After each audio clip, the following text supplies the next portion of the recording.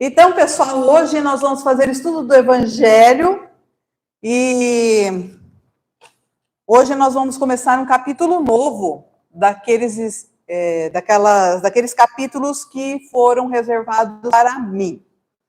Então, hoje nós vamos começar a estudar o capítulo 3 do Evangelho segundo o Espiritismo. Para quem tem o Evangelho da casa, é só abrir que já está marcadinho, quem está com o livro aí da casa, tá bom? O pessoal da internet, sejam bem-vindos, pessoal do YouTube. Se vocês quiserem acompanhar na casa de vocês, vocês podem pegar aí o Evangelho segundo o Espiritismo de vocês, tá? O que a gente está usando aqui é a tradução do Herculano Pires, tá bom? Só que como muda de acordo com a editora ou com a tradução a página, então, assim, eu aconselho vocês a procurarem pelo capítulo, tá? É o capítulo 3 e nós vamos ver o item 1 e o item 2. Bem, pessoal, assim, o que vai acontecer nesse capítulo aqui? Kardec, ele vai falar dos diferentes mundos habitados e os diferentes estados da alma na erraticidade. Então, os tópicos que nós vamos ter neste capítulo vai falar, além dos diferentes estados da alma da erraticidade, nós vamos falar sobre as diversas categorias de mundos habitados, do destino da Terra e das causas das misérias humanas. Falaremos também dos mundos superiores e inferiores, mundos de expiações e provas, mundos regeneradores e progressão dos mundos no decorrer deste capítulo. Hoje, nós vamos ver o cabeçalho desse capítulo e o primeiro item, que é os diferentes estados da alma na erraticidade. Então, o Kardec tem o costume de colocar neste livro, Evangelho segundo o Espiritismo, começando cada capítulo, um trecho do Evangelho. Então, aqui ele tirou um trecho do Evangelho de João, no capítulo 14, itens 1 a 3. Mas antes da gente ler essa parte, eu gostaria de colocar vocês na situação que foi vivida esse trecho. Quando a gente vai estudar o Evangelho, eu sempre digo a vocês que a gente precisa se ater à situação que acontecia na época, para quem Jesus falava. Os costumes da época. Então, nós temos que nos transportar até a época de Jesus. Nós temos que prestar atenção para quem Jesus falava. Falava para o povo, falava para os discípulos, falava para os doutores da lei. Então, com quem ele estava falando? Qual era a situação que estava acontecendo naquele momento? Então, nesse trecho do Evangelho de João, nós vamos ter Jesus durante a reunião de Páscoa, antes da crucificação, na comemoração da Páscoa. Eles estavam, então, comendo com os discípulos, ceando com os discípulos. Então, nesse momento, um pouco antes desse trecho, que é destacado aqui, Jesus, então, está conversando com seus discípulos, e é justamente o momento em que Judas, então, sai, que Jesus olha para Judas e fala para ele assim, o que você tiver que fazer, faça. Que Judas já tinha combinado com os membros do Sinédrio, tá, de entregá-lo nas mãos do Sinédrio. Aí Jesus se vira para Judas e fala, o que você tem que fazer, faça. E aí Judas se levanta e vai fazer o que tem que fazer. E aí os discípulos olham aquilo, estranham e tal, porque que Judas estava saindo, mas eles acham que Jesus tinha mandado ele comprar alguma coisa, ou levar alguma coisa para alguém, porque é Judas que tomava conta do dinheiro. E aí, logo depois disso, é que Jesus fala isso daqui, porque ele está conversando com os discípulos, acalmando eles e dizendo para eles que estava chegando o momento deles se separarem, de Jesus ir embora. E os discípulos, assim, estavam assim, com o coração apertado, porque eles não queriam se separar de Jesus.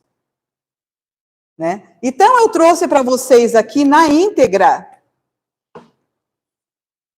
Ao invés de pegar direto lá no item 14, já no versículo 1, eu vou pegar aqui no item 13, no versículo 36.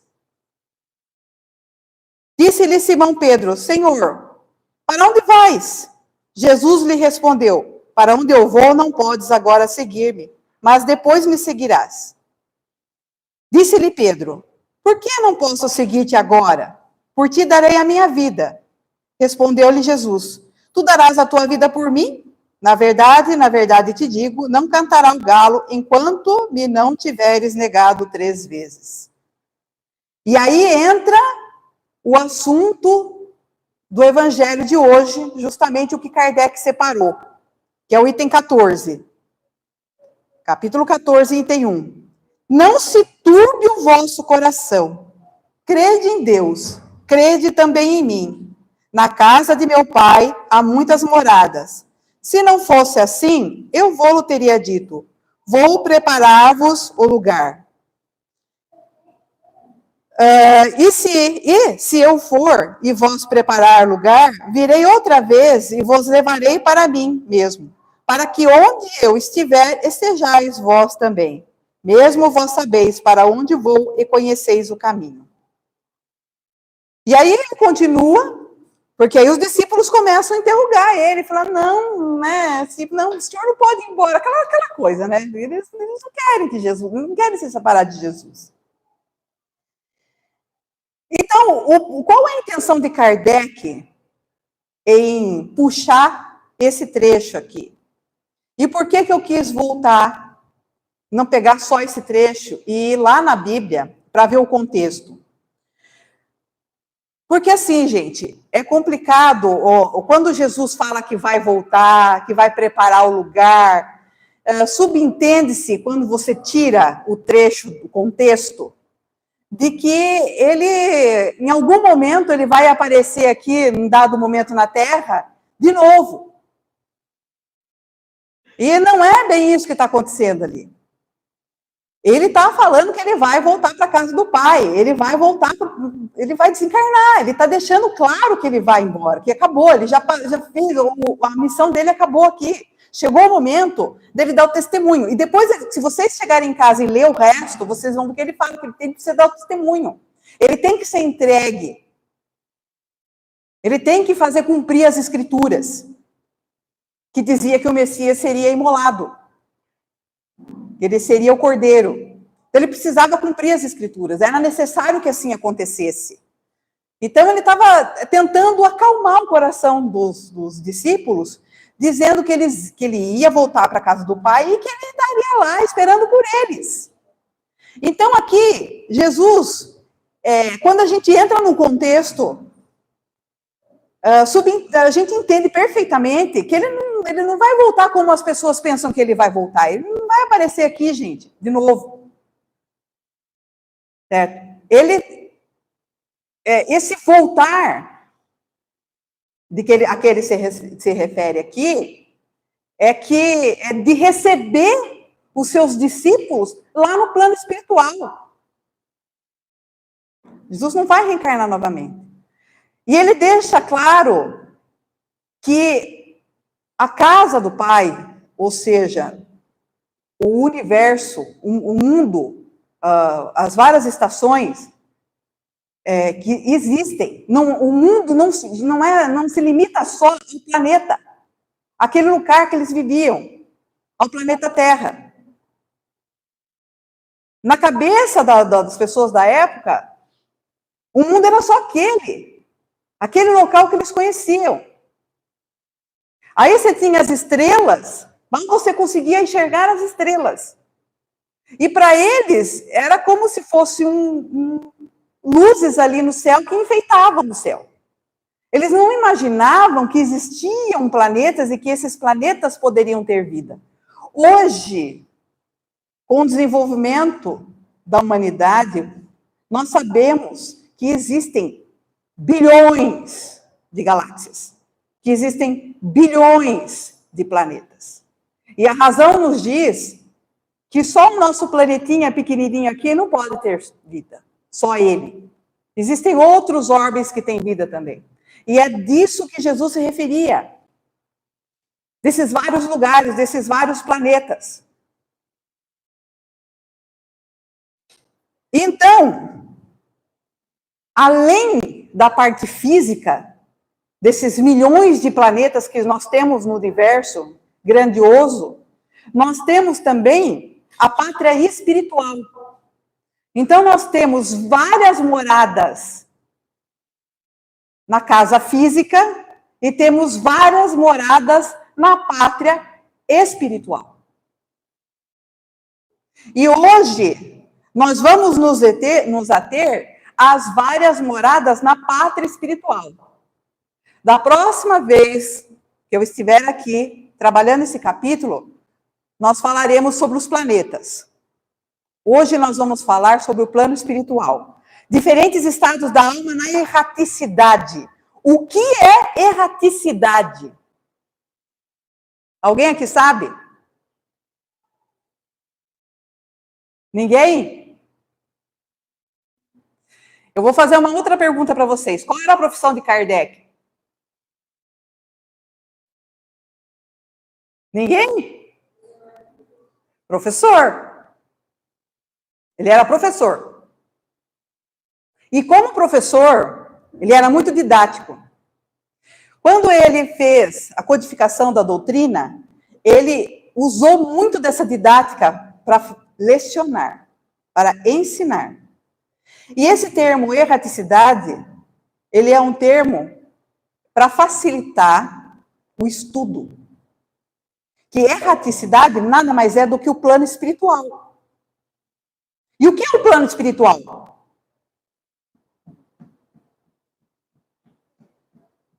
Ninguém? Gente, o que é o plano espiritual?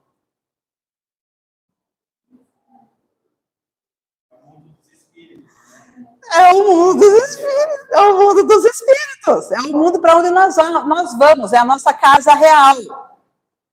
É para onde nós vamos voltar. Certo? E aí, conforme Kardec foi elaborando a doutrina, nós temos lá no Livro dos Espíritos,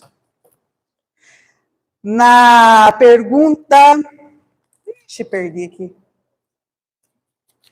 224, aqui. O que é a alma nos intervalos das encarnações? Olha só, gente, o que é a alma nos intervalos das encarnações? Ou seja, o que a alma é entre uma encarnação e outra?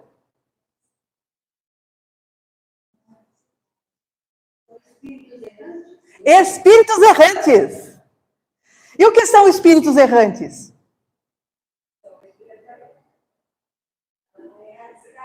Que estão lá na erraticidade esperando para reencarnar. Então, o que são espíritos errantes? Olha aqui. Olha a resposta dos espíritos. Então, começando a pergunta de novo. O que é a alma nos intervalos das encarnações? Resposta. Espírito errante, que aspira a um novo destino e o espera. Então, quando a gente está falando aqui de errante, nós não estamos falando de espíritos que erram. Não é esse o termo, gente. Errante, que vem da palavra errant, do francês, que significa vagar. Aquele que vagueia. Os nômades. Trazendo para o português, é como seriam nômades. Aqueles que andam por aí, sem uma casa fixa. Isso seria espíritos errantes. Então, o que acontece? Quando você tem um espírito errante, o que ele é? Ele é um espírito que está no plano espiritual esperando para reencarnar. Então, ele está na erraticidade. Tá tudo bem? Tranquilo isso aqui? Agora, eu pergunto para vocês.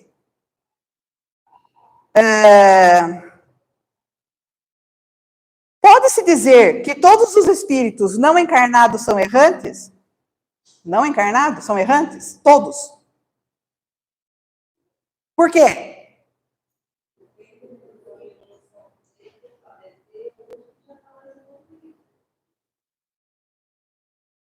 Quase isso. Porque não vou reencarnar mais. Então, eu não posso dizer que todos os espíritos que estão desencarnados são errantes. Porque o que é um espírito errante? É aquele que está na erraticidade esperando para reencarnar. Agora, nem todos estão no plano espiritual esperando para reencarnar. Aqueles que já atingiram o grau máximo que poderiam para a elevação, eles não reencarnam mais. Então, esses são errantes? Não. Então, quando a gente está falando de diferentes estados na alma, na erraticidade, são diferentes estados da alma de espíritos que ainda precisam encarnar. Tudo bem até aqui? Beleza? Então tá tranquilo, erraticidade, espírito errante, todo mundo sabe. Se eu passar uma provinha agora aqui, todo mundo passa. Se depender disso aí... então, exatamente. Então, se depender da vida de vocês, a resposta, todo mundo sobrevive, né? Então, beleza. Então, agora vamos ao texto do Evangelho, que vocês têm em mãos aí, no item 2. A casa do Pai é o universo. As diferentes moradas são os mundos que circulam no espaço infinito, oferecendo aos espíritos desencarnados estações apropriadas ao seu adiantamento. O universo inteiro, o espírito habita o universo inteiro, não só o nosso planetinha azul aqui. Então, a humanidade não está circundada só neste planetinha azul aqui. Tem vida em outros planetas. Apesar da gente ainda não ter detectado isto, e tem vida inteligente. Tudo de acordo com o nosso adiantamento. Cada orbe vai receber o espírito de acordo com o adiantamento de cada um. Então, todos nós aqui, este planeta recebe espíritos de um grau determinado de elevação. Tá claro isso? Beleza? Seguindo em frente. Independentemente da diversidade dos mundos, essas palavras podem também ser interpretadas pelo estado feliz ou infeliz dos espíritos na erraticidade. Conforme for ele mais ou menos puro e liberto das atrações materiais, o meio em que estiver, o aspecto das coisas, as sensações que ele experimentar, as percepções que possuir, tudo isso varia ao infinito.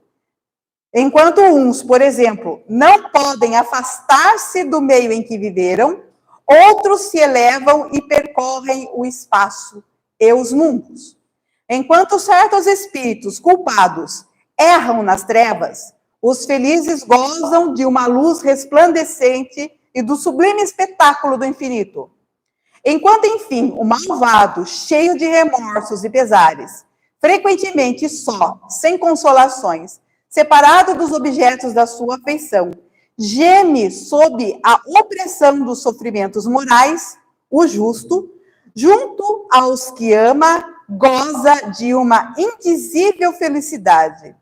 Essas também são, portanto, diferentes moradas, embora não localizadas nem circunscritas. Então, nós estamos falando aqui dos diferentes estados da alma. E quais são os estados da alma na erraticidade? Quais são esses diferentes estados, a grosso modo, que ele falou aqui? Vamos ver se vocês prestaram atenção. Oi, mais alto. Não. Está logo no começo do segundo parágrafo aqui, gente. Feliz ou infeliz. É o estado de alma, feliz ou infeliz. Quando que o espírito é feliz e quando que ele é infeliz?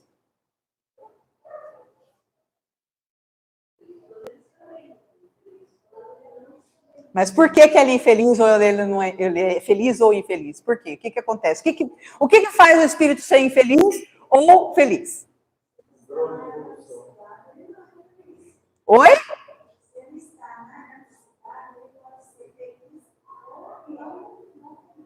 Sim, mas o que faz ele ser feliz ou infeliz? Oi, fala. A consciência, e a consciência tem que estar o quê? Tranquila.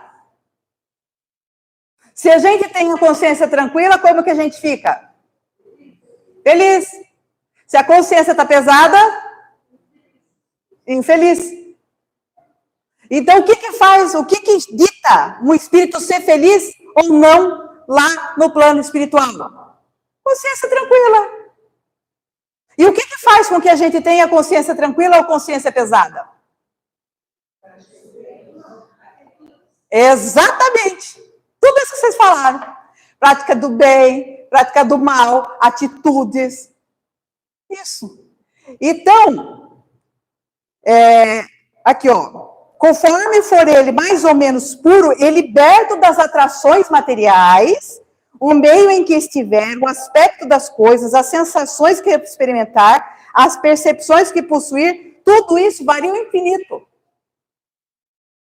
Então, quanto mais apegado eu sou à matéria, o que acontece comigo? Mais o quê? Mais preso à matéria. Mais preso às coisas da terra.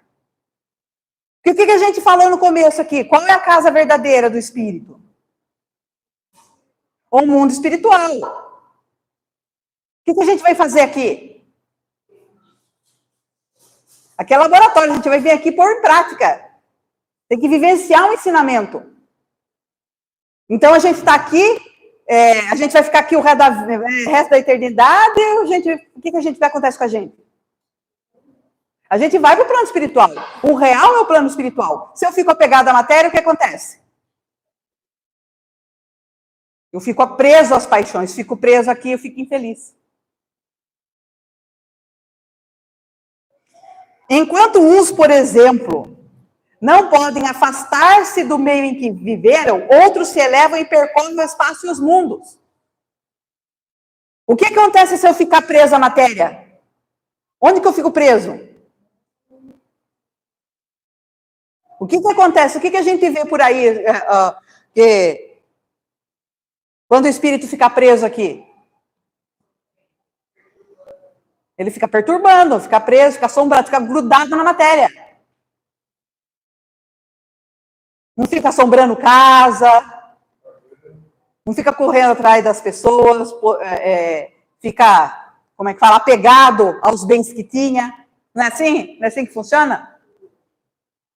Então, quanto mais eu fico preso aqui, o material, eu fico aqui. Eu não consigo alçar voo. Eu não vou para outros orbes. Eu não vou para outros lugares mais elevados.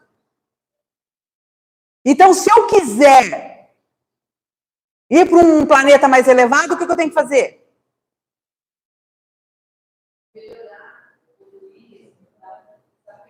Desapegar.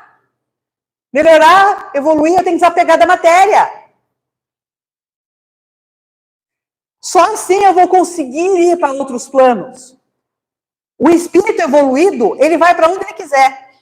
Quanto mais evoluído o espírito, mais longe ele pode ir. Agora, o espírito que não é evoluído, ele pode ir para qualquer lugar? Não pode. Ele fica aqui, ó, só nesse planetinha. Então, se eu sou mais evoluído do que a Terra permite, eu posso ir para um planeta mais evoluído do que a Terra.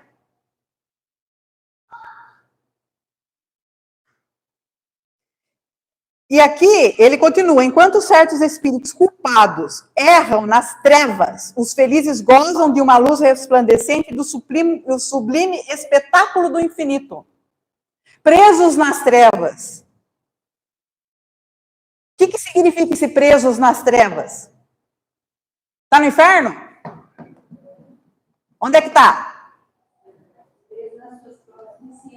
Ah, eu achei que vocês iam responder um bravo, porque eu já ia brincar bravo com vocês. Porque o espírita tem uma coisa que, assim, depois que inventaram o tal do umbral, o inferno, trocaram o inferno pelo umbral. Não diz, não, eu vou para o umbral.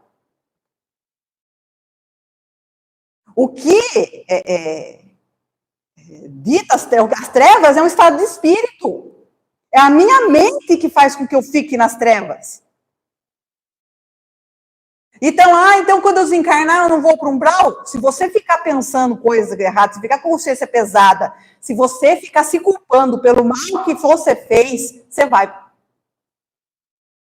Agora, se você conseguir se auto-perdoar, entender que você errou por ignorância, por mais mal que a gente tenha feito, a gente vai ficar nas trevas?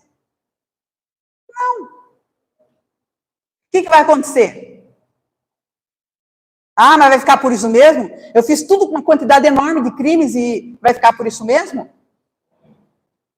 Vai ou não vai?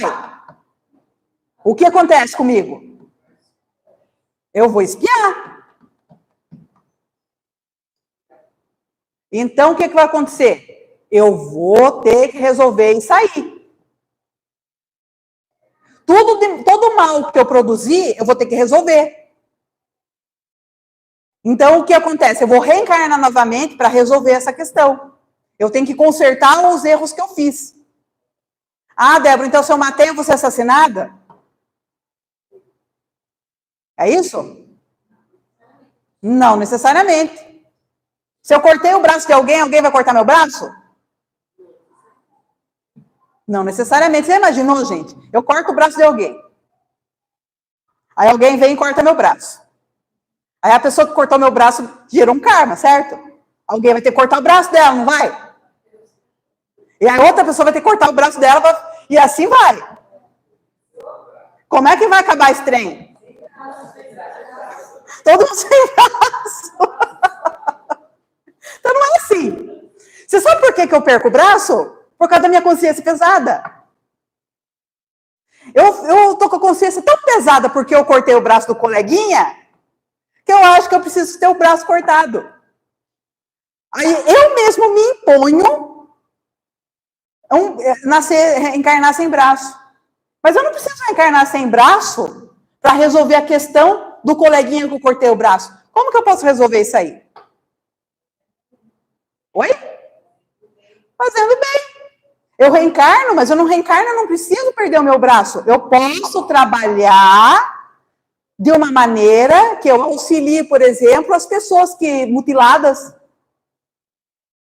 Eu posso reencarnar como fisioterapeuta, eu posso reencarnar como um fabricante de próteses, eu posso reencarnar dona de casa mesmo, mas eu posso ir trabalhar voluntária numa associação que ajude pessoas mutiladas. Eu resolvo meu karma desse jeito. Então, o meu estado trevoso, ele acontece por causa da minha consciência culpada. Simples assim. Eu estou infeliz porque a minha mente está em trevas.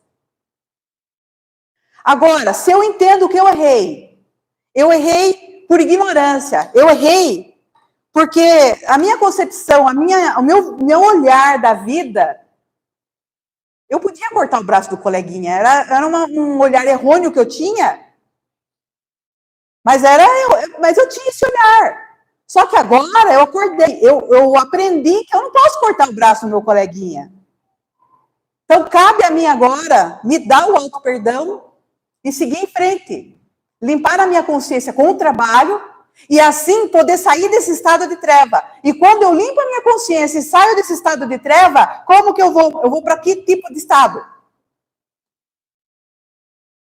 Qual o contrário da treva? A luz. Eu vou para a luz. Então aí eu vou gozar da felicidade. Mesmo que eu tenha sido uma pessoa horrível. Desde que eu esteja disposta a consertar os meus erros. Simples assim. Então, a maneira como eu vou me colocar na erraticidade vai depender do meu estado de consciência. Então, isso é uma das moradas de que Jesus se falava. Se eu estiver num estado de consciência pleno, um estado de consciência onde Jesus está, com quem que eu vou estar, então? Eu tenho condição de ir até Ele? Se a minha consciência estiver no estado pleno, eu tenho condição de ir até Jesus?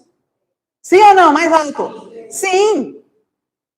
Então, por isso que ele fala, eu vou lhes preparar um lugar. E vocês têm condição de ir para onde eu vou. É só seguir os meus ensinamentos.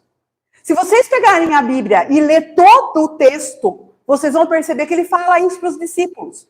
Que eles precisam agora, ele fala nesse trecho também, amai-vos uns aos outros como eu vos amei. Ou seja, se vocês fizerem isso, se vocês tiverem um estado de consciência pleno, vocês estarão comigo. Eu estou lá preparando o lugar para vocês, preparando para vocês estarem comigo, porque eu vou estar nesse estado de plenitude. E para vocês estarem nesse estado de plenitude que eu estou, eu preciso que vocês elevem o pensamento de vocês, eu preciso que vocês vivenciem os meus ensinamentos. É isso que Jesus fala nesse trecho. Ele não vai voltar aqui para a Terra, como todo mundo pensa, reencarnar aqui. Ou vai vir montado num cavalo de fogo, em volta com seus cavaleiros do Apocalipse. Vai, gente. Vai. Somos nós que vamos até Ele. Dependendo do nosso estado de consciência. E qual é o estado de consciência que nós queremos? Como vocês querem chegar no plano espiritual? Como que vocês querem chegar na erraticidade? Como que vocês querem chegar lá e esperar a próxima encarnação? Ai, Débora, eu não quero reencarnar mais. Mas para não reencarnar mais, precisa ter resolvido todas as questões. E como que a gente vai resolver essas questões se culpando, com a consciência pesada? Resolve as questões? Não resolve as questões. Então, como que vocês querem chegar lá? Então, essa é a reflexão que eu peço para vocês, que eu quero que vocês pensem nesse trecho aqui. Todo mundo aqui vai desencarnar. Ninguém vai ficar para semente. Agora, a maneira como vocês vão chegar lá, não interessa se esquece nosso lar. Ah, eu quero ir para nosso lar. Para com isso, que nosso lar? Nosso lar é o da André Luiz. Não tem que ficar querendo, eu quero ir para nosso lar. Nosso lar está no umbral. Você sabia que o nosso lar está no umbral? Está no umbral, olha que coisa. Então é tão bom assim? Então esquece esse negócio. Vocês precisam elevar a consciência de vocês. Simples assim. Então esse é o convite que eu tenho para vocês desta noite. Elevem o pensamento de vocês. Vivam de uma maneira que a consciência de vocês chegue do outro lado limpa. Porque Deus não castiga ninguém. O que faz com que nós nos autopunamos é a nossa consciência culpada. Tá bom, pessoal? Era isso que eu tinha para passar para vocês.